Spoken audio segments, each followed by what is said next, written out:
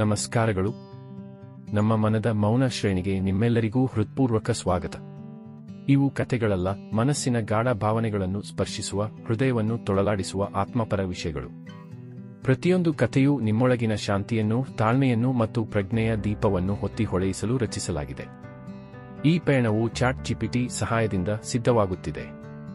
ಬನ್ನಿ, ಮನಸ್ಸನ್ನು ಮೌನದಲ್ಲಿ ಮಿಂದೇಳಿಸೋ ಈ ಪಯಣದಲ್ಲಿ ಸೇರೋಣ.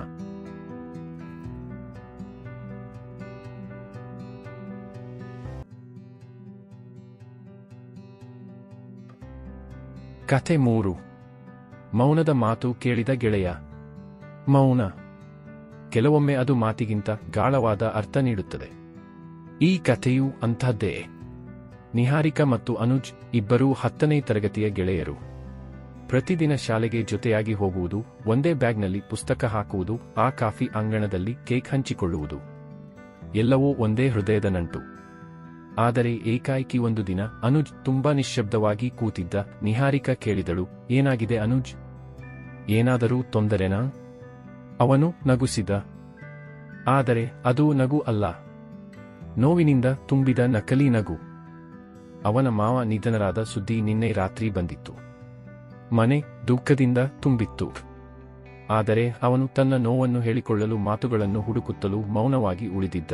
ನಿಹಾರಿಕನು ಅದೇ ಕ್ಷಣ ಅವನ ಹತ್ತಿರ ಬಂದು, ಯಾವುದೇ ಪ್ರಶ್ನೆ ಕೇಳದೆ ನಿಧಾನವಾಗಿ ಅವನ ಕೈ ಹಿಡಿದಳು. ಅವನು ತಲೆ ಕೆಳಗಿಟ್ಟು ಕಣ್ಣೀರಿಟ್ಟ. ಮಾತುಗಳನ್ನು ಬೇಕಿಲ್ಲ ಅನಿಸುವಂತ ಮೌನದ ಪ್ರೀತಿ. ಅದು ಅಷ್ಟು ಶಕ್ತಿಯುತ.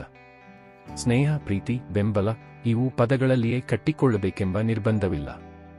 ಹೃದಯವೇ ಕೇಳಿದರೆ ಸಾಕು. ಕಥೆಯ ಅಂತ್ಯ ಮೌನ. ಕೆಲವೊಮ್ಮೆ ಅರ್ಥ ಮಾಡಿಕೊಳ್ಳಲು ಮಾತಿಗಿಂತ ಉತ್ತಮ ಸಾಧನ.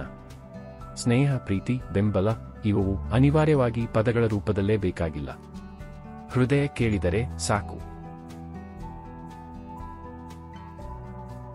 ಚಾನೆಲ್ ಸಬ್ಸ್ಕ್ರೈಬ್ ಮಾಡಿ, ಮತ್ತಷ್ಟು ಕಥೆಗಳು ಕೇಳೋಣ. ಈ ಕಥೆ ನಿಮಗೆ ಹೇಗಿತ್ತು? ನಿಮ್ಮ ಅನಿಸಿಕೆಗಳನ್ನು ಕಾಮೆಂಟ್ ಮೂಲಕ ನಮಗೆ ತಿಳಿಸಿ. ಇಷ್ಟವಾಯಿತೆಂದರೆ ದಯವಿಟ್ಟು ಲೈಕ್ ಮಾಡಿ, ಇತರರಿಗೂ ಶೇರ್ ಮಾಡಿ. Powered by ChatGPT. ಧನ್ಯವಾದಗಳು.